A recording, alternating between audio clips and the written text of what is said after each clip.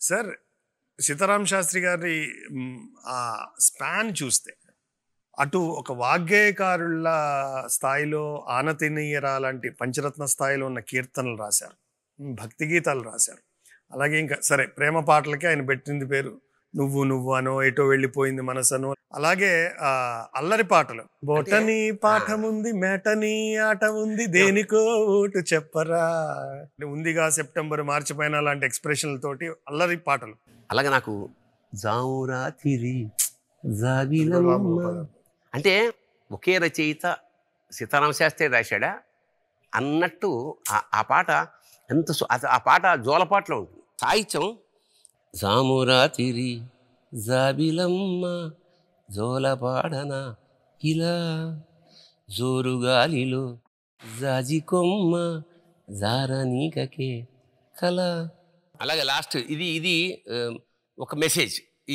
ఇంత రొమాంటిక్ జోలపాట్లో ఒక గొప్ప మెసేజ్ ఏమిటంటే మనసులో భయాలన్నీ మర్చిపో, మగతలో మరో లోకం తెరుచుకో.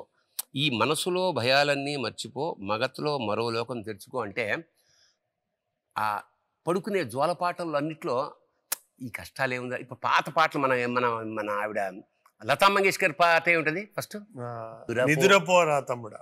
అలాగే మన మూగ మనసులో పాట ఉంది, పాడుతా తీయగాలో కొనుకు పడితే మనసు కాస్త కుదుట పడతది, కుదుట పడ్డ మనసు తీపి కలలు కంటది. ఆ రెండు లైన్ అదే భావం. ఇంకోలాగా ఒక కవి ఇంకోటి చెప్తే, మనసులో భయాలన్నీ మర్చిపో, మగతలో మరో లోకం తెరుచుకో, కలలో ఉషాతీరం వెతుకుతూ. ఉషాతీరం అనే పదం నాకు తెలిసి ఈ మధ్యకాలం అసలు ఎవరు వాడగా. ఉషా సూర్యోదయానికి పూర్వం అనమాట. నిధులలో నిషారాణి నడిచిపో. ఇక్కడ చెప్తున్నాడు, చిటికెలోన చెక్కబడ్డ కటిక చీకటి. టకార ప్రయోగం చూడు ఎంత అందంగా ఉందా. అంటే సాయంత్రం అవుతుంది, రాత్రి అవుతుంది కదా, తప్పన అంటే అవకాశం ఉన్న ప్రతి చోట ఒక హోప్, ఒక మెసేజ్. ఇది జోల. అమ్మాయి భయం పోగొట్టాలి. అందులో కవి ఈ లాస్ట్ లైన్ తోటి కరిగిపోక తప్పదు, లేస్తాం నెక్స్ట్. ఒక గొప్ప హోపు, ఒక వెలుగుతున్న కాగడా లాంటి వాడు సీతారామ శాస్త్రి.